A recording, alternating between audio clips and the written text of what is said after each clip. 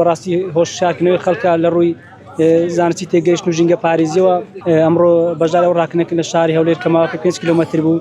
سپاس بۆ خوا توانین پلەی سێمە دەست بین لەسەر ئاستی پاڵەوانەتەکە دەستخۆشیانی دەکەم بەڕاستی پاڵەوانێکی سەرکەوتوانە بوو بێکەم و کڕی بوو بەڕاستی هۆشیارکردنەوەی خەڵکە لە ڕووی زانستی تێگەیشتن و ژینگە پارێزیەوە و من لە کۆڕێ هاتیمە سڵاویش تایبەتم بۆ هەموو کەسانێک کە بەشداریان کردووە دەستخۆشی لەوەی بەڕێز دەکەم سپاسان دەکەم. باشە توانیت پلەی سێم بەدەست بێنی ماوەی 5 کیلۆمەترت بە چەند خولەک بڕی؟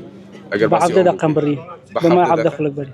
زۆر گرنگە خاستن وەرزش ئەوەی بەتایبەت کەوەی وەرزشەکە ڕۆژانە وەرزش بکاتن پێویستی بۆی نابێتن کە سەردانی دکتۆر بکاتن چونکە خۆی چارەسەرە وەرزش لە هەموو وڵاتان وەرزش بەشێکە لە ژیان.